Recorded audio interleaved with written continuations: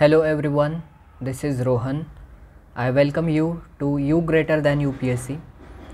बहुत सारे लोग हमें नए जुड़ रहे हैं, इसलिए मैं थोड़ा कॉन्टेक्स्ट आपको बता दूं। उससे पहले ना मैं आपको एक बहुत इम्पॉर्टेंट चीज़ बताना चाहता हूं। ये इमेज देखकर आपको क्या लगता है? क्या आपको ये लगता है कि कोई ट्रेंड चल रहा है या फिर कुछ डांस मूवमेंट्स है जहाँ पर लोग बस में ऐसे सीट पर बैठे अपने पैर फैलाकर कुछ नया ट्रेंड चला रहे हैं? ऐसा कुछ लगता है कि मुझे पहले ऐसा लगा था, लेकिन फिर ध्यान से देखा। बहुत सारे लोग आप कंप्लेंट करते हैं ना कि हमारा प्रीलिम्स नहीं हुआ, हमारी ज़िंदगी बर्बाद हो गई, बहुत सारे प्रॉब्लम्स चल रहे हैं। तो मैं आपको बता दूं कि दुनिया में ना आपको कंपेयर करना चाहिए कि हमारे पास कितना दुख है और लोगों के पास कितना दुख है। कितने कंपैरेटिव एनालिसिस भी होना चाहिए। बस अपना ही दुख लेकर सब बैठ रहे हैं, that's not good thing. As a human being आपको और भी चीज़ें दुनिया में बहुत आपका दुख कुछ भी नहीं है। ये पता है ये इमेज किसका है? Look at this. The bodies of victims lie in a bus in Hathras. जो अभी हथरस स्टैम्पेड सत्संग में हुआ, तो ये विक्टिम्स की बॉडी है, उनको लिटाया गया है ऐसे बस में। देखिए, एक इंसान की लाइफ होती है, उसके कुछ सपने होते हैं। क्या ये जो लोग इसमें बस में लिटाए गए हैं, क्या इनके कुछ सपने नहीं होंगे? उनके सपने तो वो ख़त्म हो गए हैं सब। और क्या इससे दर्दनाक और आपको क्या देखना है? तो एक सजेशन ये है कि खुद का दुख को बस लेके ऐसा नहीं बैठना चाहिए। आगे का भी देखिए। हो गया प्रीलिम्स फेल, कि उसमें क्या बड़ी बात है? एक साल और ऐसे ही, एक साल ऐसे देखते देखते निकल जाएगा। 25 में देखते देखते आएगा। अपने पास समय भी नहीं इतना टाइम प्रिपरेशन के लिए। बड़ी एग्ज़ाम है, ये बस एक एग्ज़ाम है, उसको एग्ज़ाम की तरह लीजिए। बहुत ही सोचने वाली बात है। दुनिया में उस आपसे भी, आपका जो भी दुख है उससे भी ज़्यादा बहुत लोगों का दुख बड़ा है। इस एक इमेज से ही आप समझ जाइए। थोड़ा इमोशनली स्ट्रांग होना पड़ता है ना, कि बहुत बड़ी एग्ज़ाम है। IAS IPS जो भी आप बनेंगे बाद में, हर रोज़ ऐसी सिचुएशन आएंगी। हर रोज़ कितने न जाने कितना दुख देखना पड़ेगा। अगर 100 लोग आपके पास कुछ लेकर आ रहे हैं, तो ज़रूरी नहीं कि सारा 100 लोगों का काम हो जाएगा। हार्डली एक लोग का काम होता है। 99 लोग गालियाँ देकर चले जाते हैं IAS IPS को भी। तो हर रोज़ गालियाँ खाने का ही काम है। बहुत दुख देखना है आगे भी। क्या सर्विस में आकर के एक वॉक ऐसे लग्जरियस लाइफ वो बस यूट्यूब पर, टेलीग्राम या फिर इंस्टाग्राम पर दिखाई देता है। एक्चुअल में क्या होती है? झंड ज़िंदगी होती है। ओके, तो इतना अपने दुख को लेके मत बैठो। That's it. And I welcome you to you greater than UPSC। अब हम कॉन्टेक्स्ट में थोड़ा बता दूँ, क्योंकि बहुत सारे लोग नए जुड़ रहे हैं। बस इतने कम समय में हमें 2000 लोगों ने ज्वाइन किया है। Thank you for that. बहुत सारे लोगों का मानना है कि मैं बहुत अच्छा कंटेंट डिलीवर कर रहा हूँ। अभी मैं आपको थोड़ा प्लान बताता हूँ, क्योंकि अगर कोई नया इंसान है तो उनके लिए एक 30 सेकेंड या फिर 1 मिनट में आप प्लीज़ बेयर करिए इसके साथ। आपको ना टेलीग्राम चैनल हमारा ज्वाइन करना है। वहाँ पर क्या है कि इस वीडियो के डिस्क्रिप्शन में आपको टेलीग्राम चैनल ज्वाइन करने का लिंक मिलेगा। आपको उसको प्लीज़ ज्वाइन कीजिए। और वहाँ पर टेलीग्राम चैनल पर हम जो भी आज का लेक्चर पढ़ा रहे हैं, तो उसका PDF आपको ऐसे फॉर्म में मिलेगा यहाँ पर टेलीग्राम पर। देखिए यहाँ पर GS3 मेंस लेक्चर 3 PDF ऐसे मैंने किया है। और फिर जो शेड्यूल ऑफ मेंटोरशिप है, प्लीज़ मेंटोरशिप का भी आप वीडियो देखिए वहाँ पर जाकर। ओके। और शेड्यूल ऑफ मेंटोरशिप अभी थोड़ा बता दूँ कि अब मैं आपका पूरा प्रिपरेशन करा के लूँगा। पूरा 1 साल का फ्री मेंटोरशिप हम चला रहे हैं। तो GS3 का जो ये जुलाई का महीना है, इसमें हम पूरा GS3 को कवर करेंगे और सारा सिलेबस कवर करेंगे। 20 पॉइंट्स है सिलेबस में, तो हर एक पॉइंट पर अलग अलग वीडियो बनाएंगे। क्वेश्चन एंड आंसर फॉर्मेट में हम उसको कर रहे हैं, ताकि आपका आंसर राइटिंग भी अच्छा हो जाए और एक आंसर राइटिंग की समझ पहले से ही डेवलप हो सके।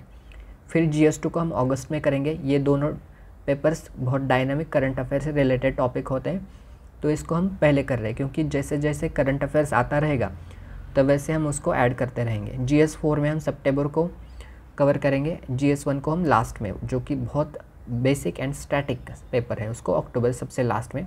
और नवंबर में हम उसका सारा ये चारों GS का बस टेस्ट और रिवीजन देते रहेंगे। 15 टेस्ट देंगे और 15 रिविजन्स होगी हमारी। और 1 दिसंबर से हम प्रीलिम स्पेसिफिक प्रिपरेशन स्टार्ट करेंगे। और आज से डेली से आपको द हिंदू न्यूज़पेपर या फिर इंडियन एक्सप्रेस, आपकी जो भी चॉइस है, आपको उसको पढ़ना है।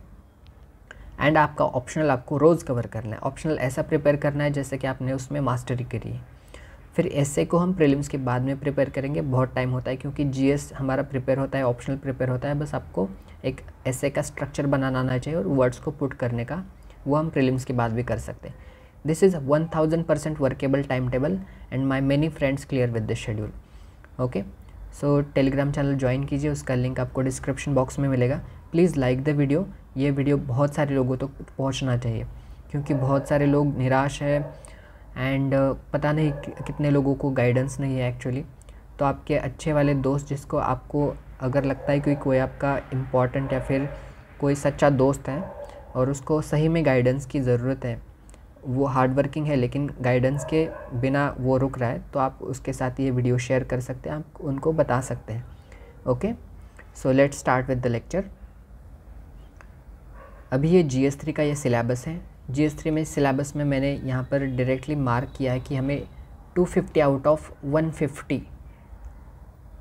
मार्क्स लाने हैं। 250 आउट ऑफ 150 मार्क्स। एक बंदे ने मुझे कमेंट किया कि क्या फूक के 250 में से 150 मार्क लाने की कोशिश करें, क्या फूक के। लैंग्वेज देखिए आप। अरे एक अच्छी या फिर एक बेसिक बात समझो। आप उम्मीद कीजिए चांद प्राप्त करने की, आपको तारे तो मिलेंगे, यही बात होती है। मैंने 250 में से 250 नहीं बोला है, मैंने 250 में से 150 बोला है। और कई लोग ऐसे हैं कि मैंने GS3 में एक सिलेक्टेड एस्पिरेंट का कैंडिडेट का स्कोर देखा है 158 है, तो हम 150 की क्यों उम्मीद नहीं कर सकते। सपने तो बड़ी रखिए, तो एनर्जी आएगी ना उस सपनों को साकार या फिर हासिल करने की। तो you greater than UPSC I welcome, ये सिलेबस है। इसके 20 पॉइंट्स है, देखिए फर्स्ट पॉइंट, सेकंड पॉइंट, ऐसे। तो हमने पहले 3 लेक्चर में इन 2 पॉइंट को कवर किया है। अभी ये जो लेक्चर 4 है, इसमें हम मेजर क्रॉप्स को कवर करेंगे। गवर्नमेंट बजटिंग हम अभी नहीं कर सकते क्योंकि बजट जब आएगा तब उसको कवर करना है। ओके, तो अभी ये 4th लेक्चर 4th पॉइंट पर होगा। 4th पॉइंट कहाँ से कहाँ तक है, इतना पॉइंट है। फिर 5th पॉइंट पर आगे का लेक्चर 5th। तो ऐसे 20 पॉइंट्स हैं। 20 पॉइंट हम पूरा जुलाई के महीने में कवर करेंगे। और GS3 में क्या होता है ना कि ये मसाला होता है कि क्या एग्जामिनर को कैसे आंसर को इनरिच करना है। तो उसके साथ आप diagrams, data, committee, national and international indices, committee reports, supreme court के जजमेंट, हाई कोर्ट के जजमेंट्स भी आप यूज़ कर सकते हैं GS3 में। ऐसा नहीं है कोई एक्ट्स नए अगर पार्लियामेंट ने पास किए, charts, graph, sustainable development goals या फिर इकोनॉमिक सर्वे के जो नंबर्स होते हैं आप उसको भी यूज़ कर सकते हैं। फिर budget, schemes and technical wording पर आप बहुत ज़्यादा ध्यान दीजिए क्योंकि ये बहुत डायनेमिक टॉपिक है और टेक्निकल वर्डिंग से आपका आंसर प्रोफेशनल बनेगा। तो GS3 के पॉइंट 4 लेक्चर को हम स्टार्ट करते हैं। यह है syllabus. Major crops, cropping patterns in various parts of the country, then different types of irrigation and irrigation system, storage, transport and marketing of agricultural produce and issues and related constraints, e technology in the aid of farmers. अभी 4.1 इसका मतलब क्या होता है कि syllabus का point number 4 और उसमें क्वेश्चन नंबर 1, ऐसे 4.1। तो फर्स्ट क्वेश्चन क्या है, अभी इस सिलेबस का ये जो पॉइंट है इसको हम क्वेश्चन एंड आंसर फॉर्मेट में कवर करेंगे। तो 4.1 क्वेश्चन है, discuss the cropping pattern in different agroclimatic zones of India, how does it influence the choice of major crops in this regions. Okay, तो हमेशा स्टार्ट करते वक्त डायरेक्ट ऐसे arrow नहीं मार्क करना है, बहुत लेमैन एक स्टूपिड होता है। वहाँ पर आप आंसर ये वर्ड लिखिए, तभी अच्छा जाकर फर्स्ट इंप्रेशन आता है, एक प्रोफेशनल या फिर एक सही से डिसिप्लिन लुक आता है आंसर को। तो इस क्वेश्चन में हमें क्या पूछा है कि एक तो क्रॉपिंग पैटर्न के ऊपर पूछा है, फिर एग्रोक्लाइमेटिक जोन्स, उसका इन्फ्लुएंस मेजर क्रॉप्स के ऊपर। तो ये सिलेबस का ये पॉइंट कवर करना है, मेजर क्रॉप्स, क्रॉपिंग पैटर्न्स, ये सब। ओके, तो क्या होता है ना कि ऐसे डायग्राम्स वगैरह सोचने में, बनाने में बहुत वक्त लगता है, इसलिए लेक्चर को वक्त लग रहा है। लेकिन मैं इंश्योर करूँगा कि बहुत और एक अच्छा, एक रिच, टॉप नॉच कंटेंट ही मैं आप तक पहुँचाऊँ। तो ओके, तो इसीलिए मेहनत लग रही है, इसीलिए थोड़ा वक्त लगता है, तो थोड़ा सब्र की भी कोशिश कीजिए। तो फर्स्ट आंसर हमें इंट्रोडक्शन क्या करना है, अभी क्रॉपिंग पैटर्न, एग्रोक्लाइमेटिक जोन्स पर क्वेश्चन है, तो हम आंसर में इंट्रोडक्शन कैसे देंगे। अगर ध्यान रखिए, बस आपको कॉपी पेस्ट करना है एग्ज़ाम में, इंट्रो या फिर कंक्लूजन, वे फॉरवर्ड, ये सब चीज़ें। तो क्रॉपिंग पैटर्न, अगर क्वेश्चन आया GS3 का, आप मेंस का अगर पेपर लिख रहे हो और वहाँ पर क्रॉपिंग पैटर्न दिख रहा है, तो आपको एकदम फटाक से हमारा लेक्चर याद आना चाहिए, आपके नोट्स याद आने चाहिए, और हमें कि वहाँ पर सर ने वो क्रॉपिंग पैटर्न का वो वैसा इंट्रो दिया था, हमें वैसे उसको बस चिपकाना है ऐसे। तो इंट्रोडक्शन क्या है? The countries geographical expanse encompasses 15 agroclimatic Jones each with different cropping preferences. That's it, such wonderful introduction. An example, Western Himalaya is known for horticulture, whereas Eastern Gangetic Plains practices wheat rice rotation. इस word को बहुत सारे लोग Gangetic भी बोलते हैं, कई लोग गंगेटिक ऐसा बोला जाता है, तो कोई दोनों सेम ही है, आप कौन सा भी यूज़ कर सकते हैं आपके हिसाब से। और क्या करना है कि ये लेक्चर का PDF है ना, आपको टेलीग्राम चैनल पर मिलेगा, लेकिन आपको लेक्चर को स्किप नहीं करना है, ओके? क्योंकि क्या होता है कि लेक्चर को अगर आप स्किप करेंगे तो वो समझ में नहीं आएगा। मैं बहुत सारी बारीक ऐसी चीज़ें आपको बताता रहता हूँ लेक्चर में कि आपको उसी से आपका इनरिचमेंट होता है। बाकी लेक्चर तो कंटेंट की तो भरमार है पूरी दुनिया में या फिर पूरे इंडिया में, मुखर्जी नगर यहाँ पर आपको एक से एक कंटेंट मिलेगा, लेकिन जो एक एक्सपीरियंस होता है वो वर्ड्स, मेरी वॉइस के साथ आता है, ओके? फिर अभी ये मैंने डायग्राम दिया है पहले, अगर लास्ट में डायग्राम देता तो थोड़ा वो ऑड रहता। अभी क्रॉपिंग पैटर्न से डिफरेंट एग्रो जोन्स में ये सब फिगर ऐसे डायग्राम बनानी है, ब्लैक से आपको बॉक्स बनाना है। और हमेशा याद रखिए, मैंने यहाँ पर रेड का पेन का यूज़ किया है, आपको एग्ज़ाम में रेड पेन यूज़ नहीं कर सकते। यहाँ पर मैंने बस आपको ऐसा एक अच्छा वाला कॉन्ट्रास्ट क्रिएट करने के लिए वो किया है। इंडिया का मैप मैंने बनाया।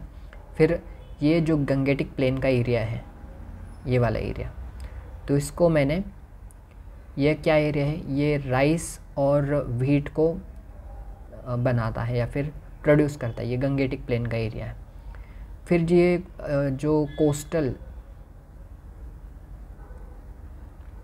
जस्ट सेकेंड, ओके, ये कोस्टल एरियाज़ हैं, यहाँ पर क्या बनता है? कोकोनट, स्पाइसेस, सी फूड, तो ये सब चीज़ें बनती है कोस्टल एरियाज़ में, आपको ये ध्यान रखना है। और कोस्टल एरिया वेस्टर्न घाट्स का भी, तो इसमें क्या बनता है? तो मैंने दोनों का एरो मिलाकर कोकोनट, सी फूड, स्पाइसेस, ऐसा यहाँ पर कोस्टल रीजन्स में बनता है। फिर ये जो वेस्टर्न रीजन है, वेस्टर्न ड्राई रीजन, यहाँ पर मिलेट्स, बाजरा, ये सब बनता है, क्योंकि यहाँ पर बहुत बारिश की कमी होती है। सॉइल फर्टाइल है, लेकिन बारिश की कमी की वजह से यहाँ पर मिलेट्स या फिर बाजरा, जो फिर रेनफेड क्रॉप्स है, उनको, रेनफेड नहीं, ऐसे इरिगेशन वाले क्रॉप्स या फिर जिनको बहुत कम पानी लगता है, ऐसे क्रॉप्स वहाँ पर प्रोड्यूस किए जाते हैं। फिर जो डेक्कन प्लेट्यू का एरिया है, just second, this Deccan plateau का ये बड़ा वाला जो प्लेट्यू है बीच में, तो यहाँ पर क्या बनता है कि मिलेट्स, ऑयल सीड्स, जो कि महाराष्ट्र, छत्तीसगढ़, कर्नाटक का थोड़ा सा पार्ट आता है, गुजरात या फिर MP का भी थोड़ा पार्ट आता है, तो इसमें मिलेट्स, पल्सेस, ऑयल सीड्स, इसको ज़्यादा से ज़्यादा प्रिपेयर किया जाता है। और क्या है ना कि इम्पॉर्टेंट जो बहुत सारे लोगों को नहीं पता है, तो हिमालय जो एरिया है, हिमालय का ये पूरा ऊपर वाला, यहाँ पर क्या प्रोड्यूस किया जाता है? यहाँ पर हॉर्टिकल्चर बहुत ज़्यादा है। जैसे कि ये भी एरिया देखिए, ऐसा नहीं कि ये वाला एरिया, और ये भी थोड़ा सा पार्ट आता है नीचे वाला, तो इस एरिया पर क्या होता है कि हॉर्टिकल्चर मतलब एप्पल्स या फिर बादाम, अखरोट, ये सब चीज़ें प्रोड्यूस की जाती हैं। ऐसे आपको डायग्राम बनाना आना चाहिए। फिर हिमालयन रीजन के ऊपर मैं आपको वो एक, अभी इसको हम डिस्कस करते हैं। हिमालयन रीजन, ऐसे 5 क्लाइमेटिक जोन्स को मैंने डिस्कस किया। यहाँ पर इंट्रो में हमने बोला कि 15 ऐसे एग्रो क्लाइमेटिक जोन्स हैं, लेकिन पूरे हम नहीं बता सकते, वो थोड़ा कॉम्प्लेक्स हो जाएगा। तो ब्रॉडली हम इसको 5 ऐसे क्लाइमेटिक जोन्स या फिर इसको हम लिस्ट करेंगे और उसको अच्छे से डिस्कस करते हैं। अभी हिमालयन रीजन में क्या है, एक जस्ट अ सेकेंड, थोड़ा और बड़ा करता हूँ इसको, ओके। तो हिमालयन रीजन्स में क्या है कि evidenced by data from national horticulture mission, Himalayan region concentrates on temperate fruits such as apples, pears and cherries due to the conducive climate. और एक इनिशिएटिव को मैंने कोट कर दिया, ऐसा इनिशिएटिव मैंने कोट किया, यहाँ से मुझे 1 मार्क एक्स्ट्रा मिलता है। एप्पल रिप्लांटेशन स्कीम, ये मिनिस्ट्री ने चलाई थी, गवर्नमेंट ऑफ इंडिया ने, हिमालयन रीजन में। और नेशनल हॉर्टिकल्चर मिशन, इसको मैंने अंडरलाइन भी किया है। कहाँ पर क्या अंडरलाइन करना है वो भी आपको समझना है। देखिए मैंने एप्पल्स, पियर्स और चेरीज़ इसको भी अंडरलाइन किया है ताकि अच्छे से फटाक से दिख जाए, तो वैल्यू एडिशन होता है। फिर Gangetic plains, this region benefits from rich alluvial soil as substantiated by soil health card data. देखिए सॉइल हेल्थ कार्ड डेटा, इसको मैंने अंडरलाइन किया जहाँ पर भी टेक्निकल वर्डिंग आती है। फिर एक स्कीम को मैंने वहाँ पर इंट्रोड्यूस किया कि PM Krishi Sinchai Yojana with its sub component per drop more crop aligns water management practices and boosts wheat and rice rotation patterns. Okay, wheat rice को मैंने अंडरलाइन किया है। ऐसा आपको लेक्चर देखते देखते बस आप लेक्चर को देखिए, अपना नोट्स बनाइए, इससे डायरेक्ट कॉपी पेस्ट कर सकते हैं नोट्स को। इसको अपने रिवाइज़ करना है ज़्यादा से ज़्यादा और उसी से ही आंसर राइटिंग आगे की होगी। कॉन्सेप्ट समझिए, पूरा सिलेबस को हम अच्छे से समझ लेना है, फिर आंसर राइटिंग जाके होगी। बहुत सारे लोग फर्स्ट दिन से आंसर राइटिंग करते हैं, वो स्ट्रैटेजी नहीं वर्क करती। फिर कोस्टल रीजन्स में क्या है कि coastal zones exhibit specialisation in coconut, spices and sea food cultivation. Rashtriya Krishi Vikas Yojana supports the enhancement of coastal horticulture productivity. देखिए यहाँ पर राष्ट्रीय कृषि विकास योजना, इसको मैंने कोट किया। और जो भी वहाँ के जो प्रोडक्ट्स बनते हैं या फिर जो भी प्रोडक्शन होता है कोकोनट, स्पाइसेस, सी फूड, इसको मैंने अंडरलाइन किया। फिर फोर्थ कौन सा जोन है, तो डेक्कन प्लेट्यू का जोन है। Deccan plateau semi arid climatic conditions are corroborated by meteorological data. Here millets, pulses and oil seeds constitute the cropping fabric. Sorry अगर आपको कोई थोड़ा बैकग्राउंड का नॉइज़ आ रहा है, तो क्योंकि मैं डे में शूट कर रहा हूँ। ओके, तो ये हो गए डेक्कन प्लेट्यू में millets, pulses and oil seeds and semi arid climatic conditions होती हैं यहाँ की। वेस्टर्न ड्राई रीजन, फिफ्थ वाला point, characterised by water scarcity है, वहाँ पर इतना ज़्यादा पानी नहीं होता। The western dry regions reliance on drought tolerant crops like bajra and pulses is substantiated by agri surveys.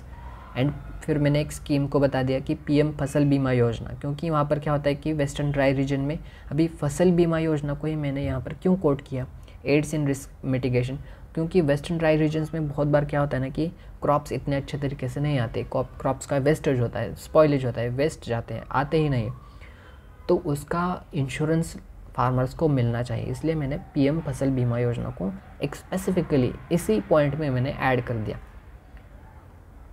फिर इन्फ्लुएंस ऑन क्रॉप चॉइसेस क्या होता है, this cropping patterns are pivotal in determining the optimal crop choice for each region, क्योंकि suitability देखनी पड़ती है ना कि अगर इस रीजन को ड्राई रीजन है तो यहाँ पर एप्पल प्लांट करके क्या करेंगे, यहाँ पर तो हमें मिलेट ही चलाना पड़ेगा, मिलेट को प्रोड्यूस करके काम चलाना पड़ेगा। हिमालय में मिलेट सो करके उसका क्या करेंगे, वहाँ पर एप्पल आता है। तो ऐसे ये चीज़ों को कोस्टल या फिर एग्रीकल्चर के जो क्लाइमेटिक जोन्स है इसको बहुत अच्छे से समझ के, उसकी सॉइल कैसी है, वहाँ का वेदर कैसा है, वहाँ का क्लाइमेट कैसा है, ये सब चीज़ों को ध्यान में रखते हुए वहाँ पर जो भी सूटेबल क्रॉप्स है इसके सिलेक्शन करके ये सब चीज़ें प्लान करनी पड़ती है। तो ये एग्रोक्लाइमेटिक जोन्स का इम्पॉर्टेंस है। And the state of Indian agriculture report, देखिए यहाँ पर मैंने एक रिपोर्ट को कोट किया, acknowledges the significance of tailoring agricultural practices policies to agroclimatic conditions, that's it. And way ahead में क्या है, वे अहेड, सॉरी मैंने यहाँ पर थोड़ा सा वे अहेड बड़ा किया है। हमेशा ध्यान में रखिए कि कंक्लूजन ऐसा वर्ड कभी नहीं लिखना है। बहुत सारे लोग डायरेक्टली लास्ट में ऐसा कंक्लूजन ऐसे करते हैं और ऐसा कर देते हैं और ऐसा लिख लेते हैं, लेकिन कंक्लूजन क्या है ना कि एक बहुत एक्सट्रीम चीज़ है, वर्ड ही बहुत एक्सट्रीम चीज़ है, क्योंकि बड़े बड़े लोग अभी तक इतने ऐसे मुद्दों पर कंक्लूजन नहीं दे पाए हैं। कंक्लूजन मतलब डायरेक्ट आपने वहाँ का एंड बता दिया कि ये फॉलो करो और काम ख़त्म, ऐसे नहीं, ऐसे सॉल्यूशन नहीं होता है एग्जैक्टली। तो हमें एक वे अहेड या फिर वे फॉरवर्ड ऐसा आपको वर्ड लिखना है जो कि एक बैलेंस्ड वर्ड है, आपकी एक बैलेंस्ड पर्सनालिटी को आपको शो करता है। And what is the way ahead, India's agroclimatic diversity forms the bedrock of its varied cropping patterns guiding the Nations agricultural trajectory ये वर्ड आपको थोड़ा टेक्निकल लग रहा होगा, लेकिन ट्रैजेक्टरी क्या है कि अगर ये अर्थ है, ये मून है, तो ऐसे ट्रैजेक्टरी, ये चंद्रयान ऐसे गया था, फिर ऐसे उसको पास करके ऐसे ऐसे, तो ये जो सर्कल्स होते हैं इसको ट्रैजेक्टरी बोला जाता था। एंड और एक की by harnessing data backed insights and synchronising agricultural policies with this patterns, India is poised to secure its food supply, enhance farmers prosperity. That's it. ये टेक्निकल वर्डिंग देखिए आप, इंसाइट्स, सिंक्रोनाइजिंग, प्रॉस्पेरिटी, ये सब आपको data backed insights, ये सब चीज़ें लिखने आनी चाहिए। ये सब आप इस लेक्चर से सीखिए, ऐसी वर्डिंग सीखिए। इस वर्डिंग से आपका आंसर प्रोफेशनल बनता है, उसी से मार्क्स आते हैं। नेक्स्ट क्वेश्चन है अभी 4.2 मतलब सिलेबस का 4th पॉइंट हम डिस्कस कर रहे हैं। एंड इसमें से सेकंड क्वेश्चन जो कि role of different types of irrigation system पर क्वेश्चन है। Examine the role of different types of irrigation systems in enhancing agricultural productivity, compare and contrast traditional methods with modern irrigation techniques. Okay, तो फिर answer इसमें first हम answer ऐसा word लिखेंगे, arrow करेंगे और इंट्रो देंगे कि अभी इरिगेशन पर चल रहा है हमारा क्वेश्चन, तो इंट्रोडक्शन भी उससे मेल खाता होना चाहिए। तो 35% of India's land is under irrigation, किसने बोला है? Ministry of agriculture. ऐसे बस उसको ऐसा नहीं बोलना है कि 35% of India's land is under irrigation full stop और बाकी आंसर चला रहे, ऐसा नहीं। किसने बताया ये सब, क्या प्रूफ है? तो वहाँ पर ये वर्ड लिखना है, मिनिस्ट्री ऑफ एग्रीकल्चर। एक ऑर्गेनाइजेशन या फिर एक किसी बड़ी इंडाइस या फिर कुछ बैक प्रूफ के साथ देना पड़ता है ना इस चीज़ों को। फिर क्या पूछा है क्वेश्चन में कि रोल ऑफ इरिगेशन सिस्टम, देखिए रोल ये वर्ड कीजिए और फिर कंपेयर एंड कॉन्ट्रास्ट करने के लिए बोला है। तो रोल हम इसको करते हैं पहले कि क्या है इरिगेशन सिस्टम्स का रोल। पहले तो ट्रेडिशनल मेथड्स जो historical practices like canal irrigation epitomized by projects like Indira Gandhi Nahar project in Rajasthan have historically sustained agriculture and despite their cultural and historical importance these methods encounter inefficiencies with approximate 30 to 40% of water loss due to seepage and evaporation।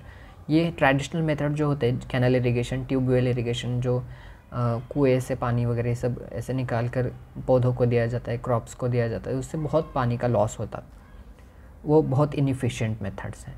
Culturally important है, historically important है, लेकिन पानी का अभी का जो समस्या चल रहा है इसके हिसाब से तो ये चीज़ अभी के लिए अच्छी नहीं है। ये ट्रेडिशनल मेथड से इनका क्या है, कैनल इरिगेशन है, ट्यूबवेल इरिगेशन है, ऐसे डायग्राम्स बनाने आपको आने चाहिए। ये वेल है, ये यहाँ से एक ट्यूब से आपको पानी दे रहा है, ऐसे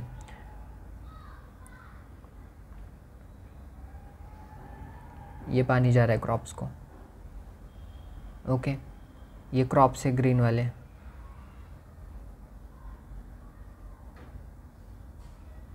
ये वाले क्रॉप्स हैं।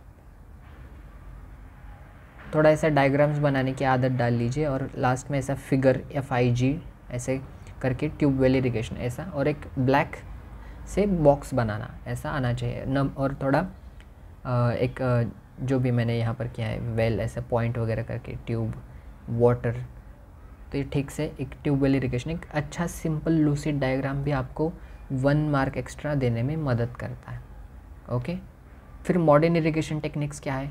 Contemporary strategies such as drip and sprinkler irrigation. Contemporary मतलब अभी जो चल रहे हैं मॉडर्न में, कौन से? Drip and sprinkler irrigation exhibit commendable water conservation by delivering precise amount of water to plant roots, notably the PM Krishi Sinchai योजना। देखिए यहाँ पर मैंने स्कीम यूज़ किया, मुझे एक एक्स्ट्रा मार्क मिलेगा यहाँ पर। Prominently promotes micro irrigation showcasing water savings of up to 50%। मतलब जहाँ पर कैनल इरिगेशन में आपको 10 लीटर पानी लग रहा था, यहाँ पर मॉडर्न यूज़ करके आपको बस 5 लीटर पानी यूज़ हो रहा है या फिर बच रहा है, 50% पानी बच रहा है। बहुत बड़ी बात होती है, पता है, इंडिया के जैसे देश में जहाँ पर बहुत इतना सारे एरिया, जहाँ पर 35% of India's land is under irrigation, वहाँ पर इतना सारा पानी लगता है, वहाँ पर आप 50% तक सेविंग कर रहे हैं। बहुत बड़ी अचीवमेंट है, बहुत बड़ी उपलब्धि है। फर्दर मोर पर ड्रॉप मोर क्रॉप, ये जहाँ पर भी आए क्रॉप्स का, जहाँ पर भी क्वेश्चन है आपको इसको यूज़ करना है। पर drop more crop initiative emphasises precision water management. और फिर कंपेयर एंड कॉन्ट्रास्ट के लिए हमें क्वेश्चन में बोला था, देखिए यहाँ पर कंपेयर एंड कॉन्ट्रास्ट, तो हमें अब कंपेयर और कॉन्ट्रास्ट करते हैं कि ट्रेडिशनल मेथड्स में क्या है कि मोर वेस्टेज ऑफ वाटर होता है और मॉडर्न में क्या है कि लेस वेस्टेज ऑफ वाटर होता है। ट्रेडिशनल के एग्जांपल्स कौन से हैं? ट्यूबवेल इरिगेशन है, फिर कैनल इरिगेशन है, और मॉडर्न में ड्रिप इरिगेशन है, स्प्रिंकलर इरिगेशन है, फिर ट्रेडिशनल में क्या होता है कि लेस एक्सपेंसिव, बस वो मोटर ट्यूब वगैरह ये सब और निकालो पानी ऐसे, और कन्वेंशनल नेचर होता है। लेकिन मॉडर्न में क्या है कि ड्रिप इरिगेशन के लिए आपको पाइप्स वगैरह, नोजल्स वगैरह, और स्प्रिंकलर के लिए वो स्प्रिंकलर का सेटअप, पाइप्स वगैरह, इसका थोड़ा इनिशियल कॉस्ट ज़्यादा होता है। कि इनिशियल कॉस्ट मतलब शुरुआत में जो भी कॉस्ट लगता है उसको इक्विपमेंट खरीदने के लिए या फिर जो भी सेटअप बनाने के लिए, तो उसका कॉस्ट बहुत ज़्यादा लगता है, इसलिए हाई इनिशियल कॉस्ट ऐसा वर्ड यूज़ किया है। और ट्रेडिशनल में क्या होता है ना कि पानी का इतना ज़्यादा फ्लो होता है, इतना ज़्यादा पानी खेतों में बहता है कि उसके वजह से फर्टिलिटी ऑफ सॉइल भी बहुत ज़्यादा होती है, क्योंकि बहुत सारा एक्सेसिव ओवरफ्लो होता है, पानी कई कई बार खेतों से निकल जाता है और उसके साथ सॉइल भी चली जाती है। सॉइल का जो अपर लेयर होता है, जो फर्टाइल लेयर, उसके साथ चला जाता है, और नीचे का बेयर या फिर अनप्रोडक्टिव इनफर्टाइल सॉइल का लेयर वहाँ पर रुक जाता है। जैसे कि ट्रॉपिकल रेन फॉरेस्ट में होता है कि बहुत सारा पानी होता है, उसकी वजह से पूरा अच्छा वाला सॉइल का ऊपर का लेयर निकल जाता है, बस बेयर एक इनफर्टाइल सॉइल का पार्ट रह जाता है। और मॉडर्न में क्या होता है कि इतना बस जितना पानी जहाँ पर क्रॉप के पौधे को लग रहा है वहाँ पर ही उसको सप्लाई किया जाता है प्रिसीजन के साथ। इसकी वजह से क्या होता है कि सॉइल का इरोजन बहुत कम होता है और सॉइल की जो फर्टिलिटी है उसको भी इंटैक्ट करके रखा जाता है। और यहाँ पर मैंने वो किया है कि स्प्रिंकलर इरिगेशन का मैंने ये सब कर दिया। ये सारे पौधे हैं, ओके, तो ये सारे पौधे और स्प्रिंकलर इरिगेशन का सेटअप मैंने यहाँ पर शो किया है। आपको ऐसे डायग्राम्स भी बनाने आने चाहिए, ओके। और ये स्प्रिंकलर का पता नहीं कितने लोगों ने देखा है, लेकिन हमारे खेत में तो है, मेरे फादर फार्मर हैं, तो मैंने खुद देखा है, मैंने खुद उसको सेटअप किया है, कई बार मैंने खुद चलाया है, मुझे पता है एक्चुअल में ये कैसे वर्क करता है। और फिनोलेक्स और ये ड्रिप इरिगेशन का सिस्टम है, ओके। ड्रिप में क्या होता है कि एक पाइप होता है और वहाँ से बस एक ऐसे नोज़ल, वहाँ से बस पानी को ऐसे जहाँ पर भी पौधा है, मान लीजिए ये पौधा है तो इसके रूट तक डायरेक्ट वहाँ पर पानी पहुँचाया जाता है। फिनोलेक्स का पाइप हमने यूज़ किया है। एंड फिर वे अहेड क्या है इसमें, the trajectory towards water efficient high yielding farming endorsed bye modern systems while valuing traditional wisdom positions India on a promising trajectory to ensure agricultural growth, resource sustainability and food self-sufficiency. That's it, beautiful way ahead, okay. And once again let me tell you, बहुत मेहनत लग रही है, please like the video and please comment anything. You can comment a single heart symbol also, that will be big thing for me. And फिर fourth syllabus का point हम discuss कर रहे हैं, उसमें से थर्ड क्वेश्चन 4.3 मतलब सिलेबस का fourth point, third question, evaluate the challenges and benefits of adopting e technology in agriculture, how can digital platforms aid farmers in improving productivity and market access. Just look at this, ये syllabus का point. यहाँ पर हमने ये भी discuss किया कि different इरीगेशंस वगैरह, ये सब इरीगेशन को हमने डिस्कस किया। अभी स्टोरेज ट्रांसपोर्ट की इसको हम आगे वाले क्वेश्चन में डिस्कस करेंगे, अभी ई टेक्नोलॉजी के हम ऊपर बात कर रहे हैं, ओके। तो इंट्रोडक्शन कैसे देंगे, according to food and agricultural organisation FAO, इसको मैंने कोट किया है, बहुत इंटरनेशनल बॉडी है, बहुत इंपॉर्टेंट ये काम करती है, बहुत पॉपुलर है, तो इनको हमें अंडरलाइन करना है ताकि अच्छे से उसको दिखे एग्जामिनर को और हमें एक extra mark they they. India's digital agricultural technology market projected to reach $9.6 billion by 2025। $1 billion मतलब कितना होता है, $1 बिलियन मतलब कुछ 8,000 करोड़, और 9.6 मतलब कितना होगा 80,000 करोड़, यहाँ तक आसपास, क्योंकि एग्जैक्टली 80 नहीं है, एक्चुअली 83 अभी रुपीज़ का वो है, और यहाँ पर भी 9.6 है, तो 80,000 करोड़ इतना इसका एग्रीकल्चरल टेक्नोलॉजी का यूज़ करके जो एग्रीकल्चर का मार्केट है उसका साइज़ बताया जा रहा है यहाँ पर फिर चैलेंजेस बताया कि challenges of adopting e technology. तो कौन से चैलेंजेस हैं, एक तो डिजिटल डिवाइड बहुत है इंडिया में, क्योंकि evidenced by digital India 2021 report, देखिए यहाँ पर मैंने एक रिपोर्ट कोट किया, ऐसे इम्प्रेशन झाड़ा जाता है और इससे एक मार्क एक्स्ट्रा बनता है। तो इस रिपोर्ट ने क्या कहा है कि approximately 20% of rural household having internet access, मतलब बस जो हमारे इंडिया के रूरल पॉकेट्स में जो भी लोग हैं, बस उसमें से 20% लोगों के पास ही इंटरनेट एक्सेस है, और इसका इंटरनेट एक्सेस का यूज़ करके वो लोग क्या करते हैं, व्हाट्सएप चलाते हैं, यूट्यूब देखते हैं, बस इतना ही। और उसमें से बस 1% लोग ही उनको उस एग्रीकल्चर की टेक्नोलॉजी या फिर उसका यूज़ करके मतलब इस इंटरनेट का यूज़ करके कुछ अवेयरनेस जनरेट या फिर कुछ इन्फॉर्मेशन गैदर करते हैं, बाकी इतना कुछ नहीं है रोल। तो ये एक बहुत बड़ा मेजर चैलेंज है for uniform penetration of technology. फिर टेक्नोलॉजिकल लिटरेसी एक अलग चैलेंज है, जहाँ पर बस 15% farmers only have some sort of techno literacy, look at this word, according to national sample survey on computer and internet usage. इन्होंने बोला है कि बस 15% जो ऐसे किसान हैं उन्हीं के पास एक सम सॉर्ट ऑफ एक बहुत कम टेक्नो लिटरेसी है। एंड ये भी बहुत चैलेंज है, क्योंकि अभी हमें ई टेक्नोलॉजी का यूज़ करना है, लेकिन फार्मर्स को ही पता नहीं है ये क्या होता है, किसको कैसे यूज़ करना है, तो एक चैलेंज ही तो है। फिर इंफ्रास्ट्रक्चर की बहुत कंस्ट्रेंट्स है, जैसे कि अनरिलायबल कनेक्टिविटी, इतने ख़राब रोड हैं। फिर पावर इंस्टेबिलिटी है, पावर ही नहीं रहता। अभी क्या है ना कि अभी मैं पुणे में, महाराष्ट्र में रहता हूँ, तो यहाँ पर भी इतना ज़्यादा पावर कट होता है इंडस्ट्रियल रीजन्स में, जैसे कि चाकन MIDC, जहाँ पर बहुत सारे मर्सिडीज़ BMW के प्लांट है, Jaguar, land rover, range rover के प्लांट है, वहाँ पर भी इतना ज़्यादा पावर कट होता है। तो ये किसान या फिर रूरल पॉकेट्स में तो कितना पावर का इंस्टेबिलिटी होता होगा, आप इमेजिन कर सकते हैं।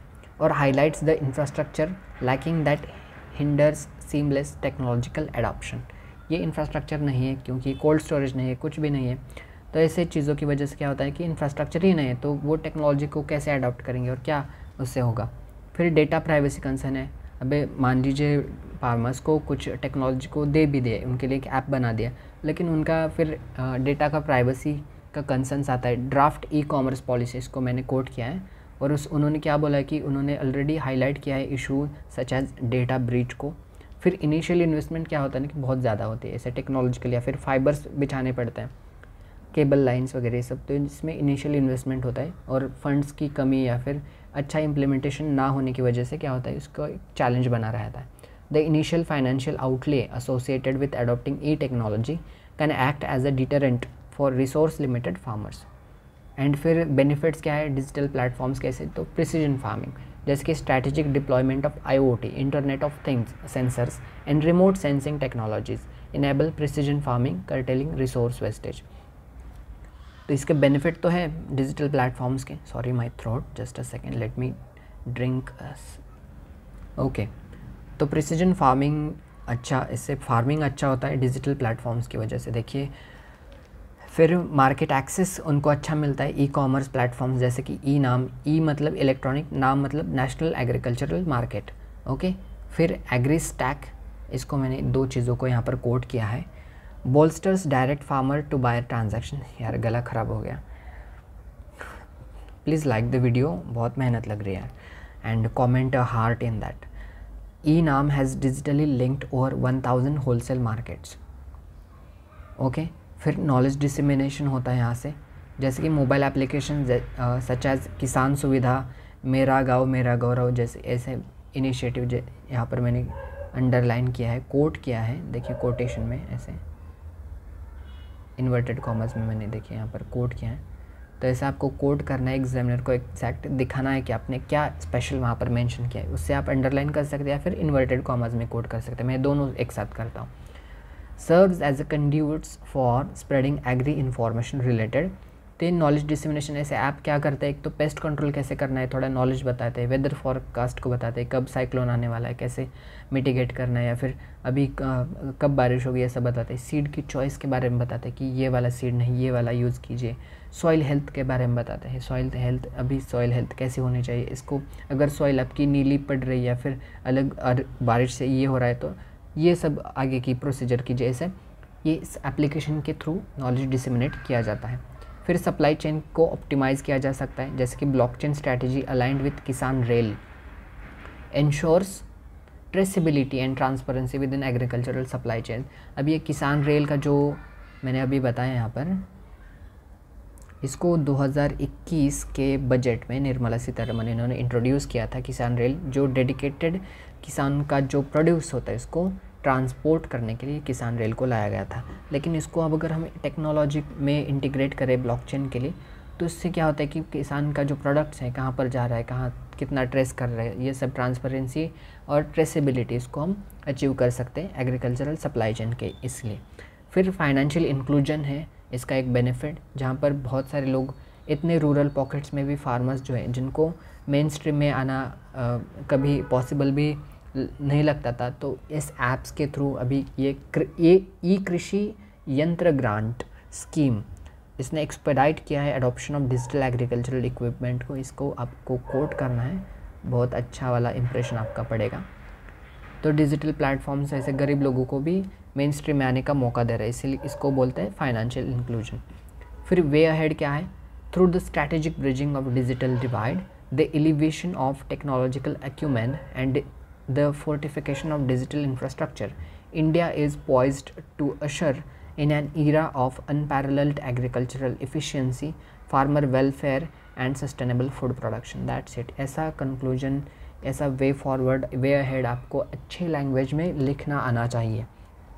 अभी यहाँ पर जैसे मैंने एक पेज को डिवाइड किया है तो यहाँ पर 8 लाइन्स का हमारा बन रहा है, लेकिन आपका वहाँ पर बस 3 या फिर 4 लाइन्स में बनेगा, इसका ध्यान रखिए। फिर 4.4 यहाँ पर हम storage practices for agricultural produce in India, इसका हम क्वेश्चन है यहाँ पर, तो इसको हम देखेंगे सिलेबस का 4th पॉइंट, उसमें से 4th क्वेश्चन। तो अब हम यहाँ पर storage, transport and marketing of agricultural produce and issues related constants, इसको हम देख रहे हैं। ओके, क्या बोला है क्वेश्चन ने, describe the storage practices for agricultural produce in India, what are issues related to post harvest losses and how can they be minimized। तो introduction, the food and agriculture organisation, देखिए मैंने एक organisation को quote किया, उन्होंने estimate किया है that India faces annual post harvest losses with approx $15 billion का बस लॉस होता है, किसकी वजह से, अंडर कोर्स द बस अच्छा ट्रांसपोर्ट या फिर स्टोरेज अच्छा वाला नहीं होने की वजह से इतना लॉस होता है। वो किसने बोला है, फूड एंड एग्रीकल्चरल ऑर्गेनाइजेशन ने बोला है, मैंने नहीं बोला। तो इस ऑर्गेनाइजेशन का नाम कोट करना भी बहुत इंपॉर्टेंट है। ये अंडरस्कोर करता है the urgent need for effective storage solutions. तो अभी स्टोरेज प्रैक्टिसेस क्या है इंडिया में, देखिए मैंने डायग्राम्स, इतने सारे डायग्राम्स मैंने बनाता रहता हूँ। ये डायग्राम क्या होता है ना, आंसर को एक अच्छा लुक देता है, और आपको यहाँ पर एक एक्स्ट्रा मार्क मिल गया, यहाँ पर एक्स्ट्रा एक मार्क मिल गया आपको इस डायग्राम की वजह से। इसकी वजह से आप टॉपर बनते हैं। टॉप 20 या फिर टॉप 100 में IAS बनने के लिए अगर आप जनरल से बिलोंग करते हैं तो अंडर 70 रैंक लाना पड़ता है। तो अंडर 70 रैंक लाने के लिए ऐसे एक एक मार्क एक्स्ट्रा आपको पिक करना है। तो इस डायग्राम की वजह से, डायग्राम बहुत बड़ा रोल प्ले करते हैं, मार्क माय वर्ड्स, आपको भी पता है, आपको अलग से बताने की ज़रूरत नहीं, डायग्राम का महत्व सबको पता है। तो storage practices for agri produce क्या है, तो पहले तो ट्रेडिशनल स्टोरेज की हम बात करते हैं, जहाँ पर जूट बैग्स या फिर वुडन क्रेट्स इसको यूज़ किया जाता है। वुडन क्रेट्स मतलब ऐसा बक्सा होता है वुडन का, उसमें स्टोर किया जाता है धनिया नहीं, वो ग्रेन्स या फिर, और ये कल्चरली सिग्निफिकेंट है। लेकिन जो बहुत क्या करते हैं ना यहाँ पर, वो कुछ शॉर्टफॉल्स है, जैसे कि पेस्ट एंड ह्यूमिडिटी को ये सब कंट्रोल नहीं कर पाता है। ये जूट के बैग्स हैं, यहाँ पर महाराष्ट्र में क्या बोला जाता है पता नहीं, महाराष्ट्र के कितने लोग देख रहे हैं यहाँ पर, पूरे इंडिया में, जहाँ से केरल, जम्मू कश्मीर, यहाँ पर गुजरात और यहाँ पर नागालैंड, ऐसे चारों पूरे देश के कोनों कोनों से ये सब वीडियो देख रहे हैं। लेकिन मैं महाराष्ट्र से बिलोंग करता हूँ, इसलिए आपको जूट बैग को, इसको महाराष्ट्र में सुतुळी चिपोते असं म्हणलं जातं।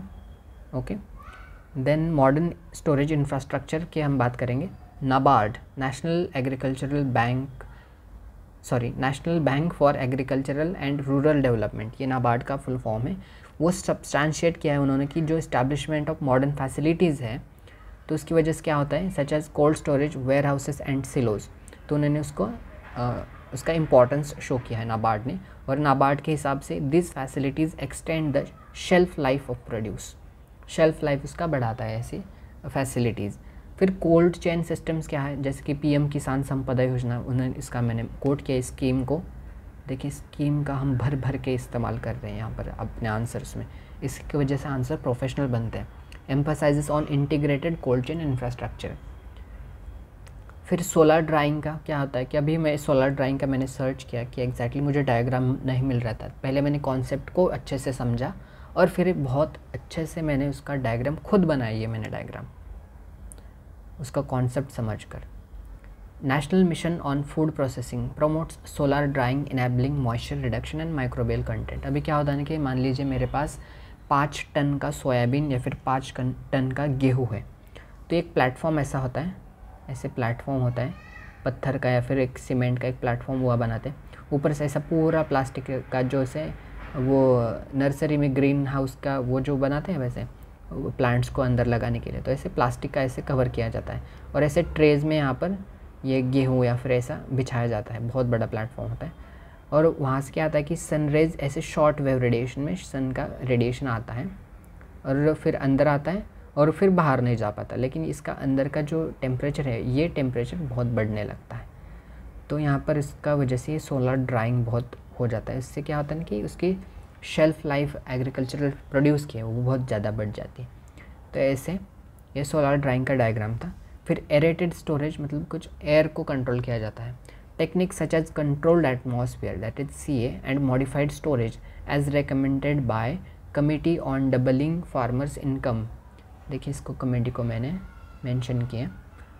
क्या करते ये एरेटेड स्टोरेज में क्या किया जाता है, इसको ऑक्सीजन एंड कार्बन डाइऑक्साइड के जो लेवल्स है उसको मैनेज किया जाता है to delay ripening and spoilage, that's it. और इश्यूज़ क्या है पोस्ट हार्वेस्ट लॉसेस में, एक तो पुअर टेक्नोलॉजिकल एडॉप्शन है, टेक्नोलॉजी अच्छी नहीं है, अच्छी मशीन नहीं है, इसलिए बहुत सारा लॉस या फिर वेस्ट होता है फूड का। इनएफिशिएंट मशीनरी अच्छे से वो काम नहीं कर रही है। फिर पुअर स्टोरेज फैसिलिटी है, उसकी वजह से बहुत सारे लॉसेस होते हैं। पुअर इंफ्रास्ट्रक्चर है, रोड ही अच्छे नहीं है, रोड इतने ख़राब रोड है कि इतना ज़्यादा फूड का वेस्ट या फिर जो 3 घंटे में फूड ग्रेन्स वहाँ पर जाने चाहिए 2 दिन के बाद पहुँच रहे हैं, या फिर faulty and loose supply chain की वजह से। यहाँ से मान लीजिए लखनऊ से उठाया 10 टन का गेहूँ, उसको दिल्ली पहुँचाना है, लेकिन अच्छा सप्लाई चेन नहीं है, तो दो जो सारा गेहूँ है वो वहाँ पर ही बीच में ही कहीं पर जाकर अटक रहा है। तो ऐसे लॉसेस को पोस्ट हार्वेस्ट लॉसेस को हम मिनिमाइज़ कैसे कर सकते हैं। एक तो टेक्नोलॉजिकल एडॉप्शन हमें करना चाहिए, एक तो डिजिटल प्लेटफॉर्म जैसे कि ई-नाम इनेबल फार्मर्स, इसको आपको अंडरलाइन करना है, farmers to access market information and make inform decision, जैसे कि मोबाइल ऐप है किसान सुविधा। ये किसान सुविधा मतलब मराठी वर्ड है एक्चुअली, किसान सुविधा जो साउथ इंडियन लोग हैं उनको नहीं समझ में आता। सुविधा मतलब क्या है, सुविधा मतलब फैसिलिटी, किसान सुविधा मतलब फार्मर्स फैसिलिटी, ये एक एप्लीकेशन का नाम है। तो इसका यूज़ करके हम पोस्ट हार्वेस्ट के लॉसेस को मिनिमाइज़ कर सकते हैं। फिर कैपेसिटी बिल्डिंग किया जा सकता है, जैसे कि national food security mission conducts training programs to educate farmers about storage best practices and pest management। देखिए यहाँ पर मैंने नेशनल फूड सिक्योरिटी मिशन इसको कोट किया है just to get that 1/2 extra mark. Infrastructure में इन्वेस्टमेंट कर सकते हैं, जैसे कि agriculture infrastructure fund allocate resources to augment storage infrastructure and supply chain में इफ़िशियंसी बढ़ा सकते हैं, जैसे कि ऑपरेशन ग्रीन्स ये इम्पॉर्टेंट ऑपरेशन है, इसको लाया गया था, एक स्कीम था, उसका एम था कि एक just to enhance supply chain efficiency and to reduce the transit time and losses. Transit time and losses.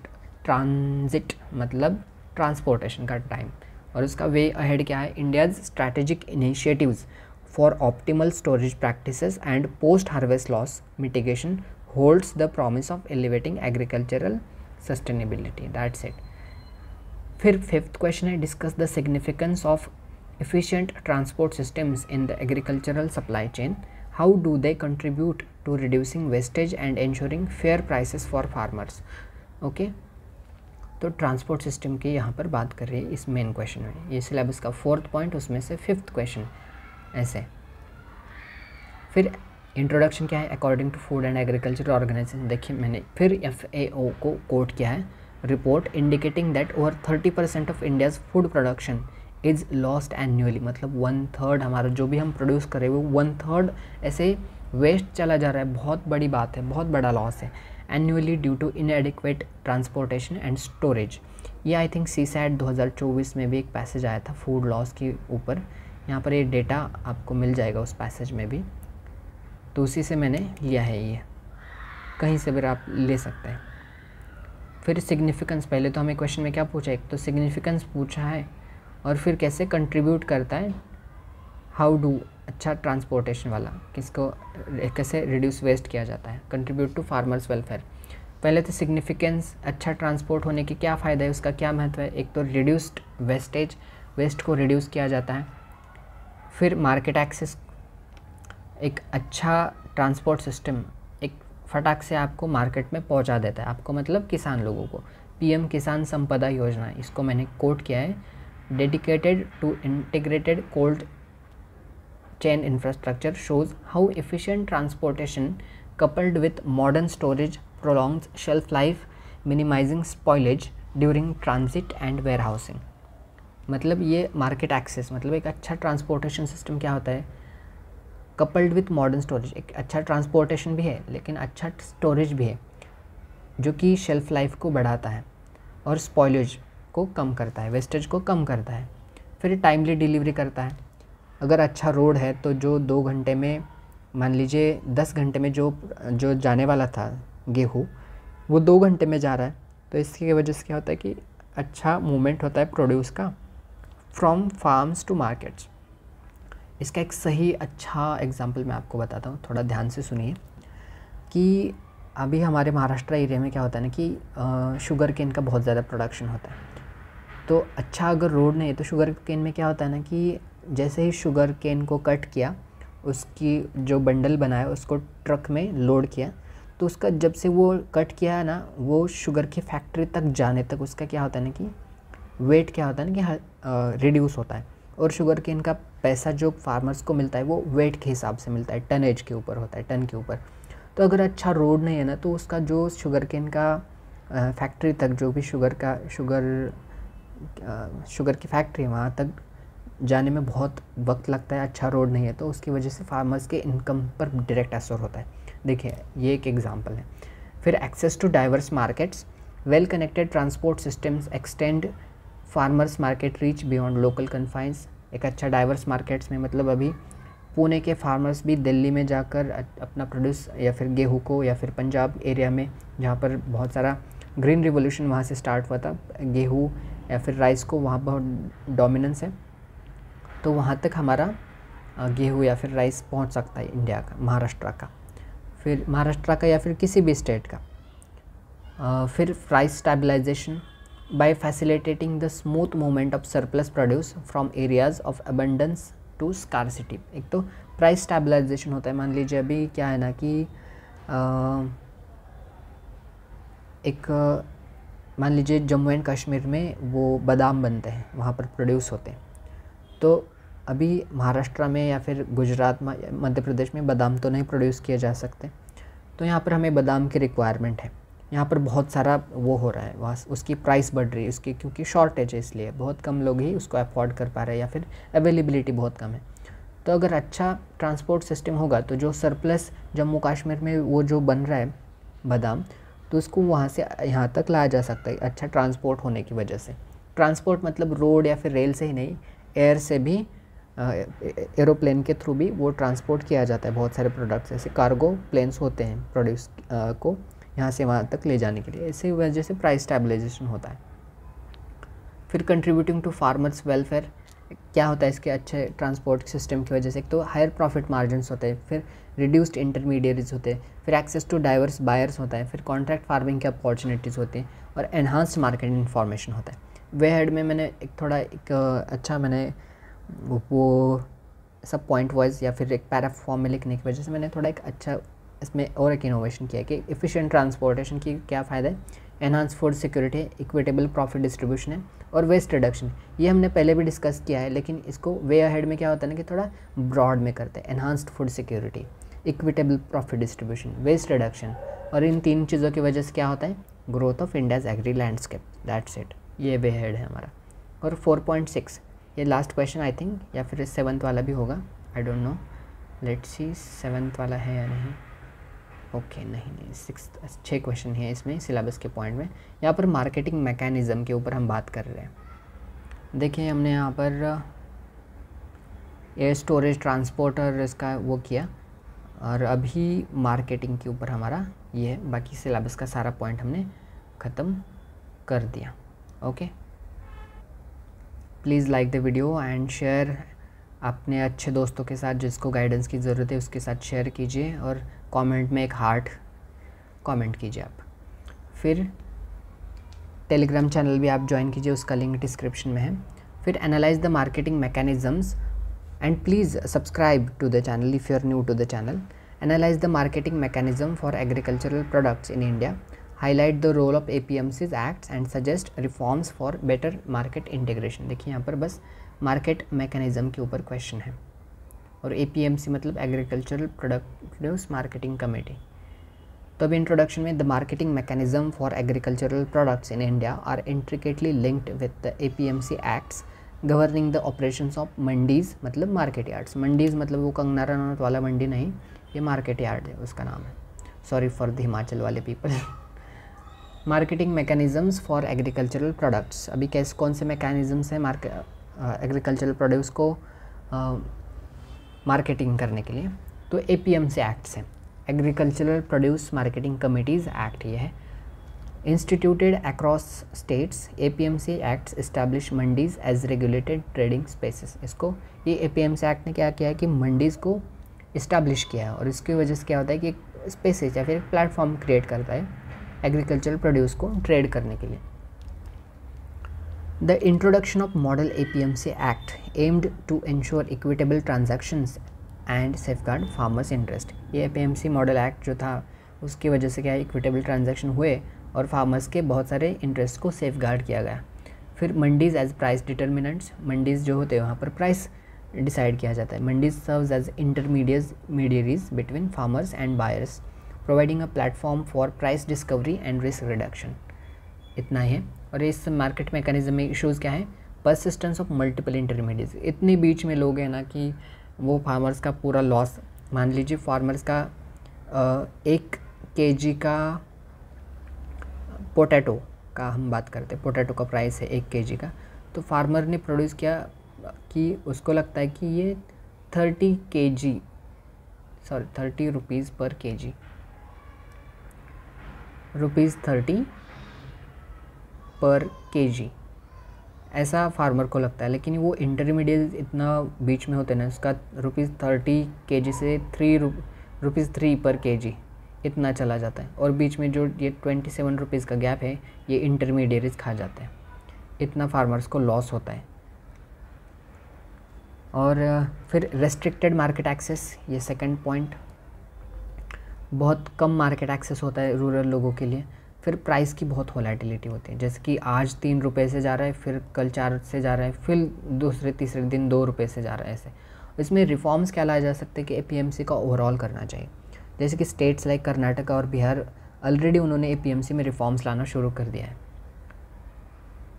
जो रिफॉर्म्स क्या करते हैं, enable farmers to trade outside mandis, मतलब मंडीज़ के बाहर भी उसको ट्रेड करने की इजाज़त या फिर फार्मर्स को इनेबल कर सकते हैं, जिसकी वजह से क्या होता है कि तो फोस्टरिंग कॉम्पिटिटिव मार्केट्स, एक तो कॉम्पिटिटिव मार्केट्स में कंपटीशन आता है, और एक इम्प्रूव किया जाता है प्राइस डायनामिक्स को।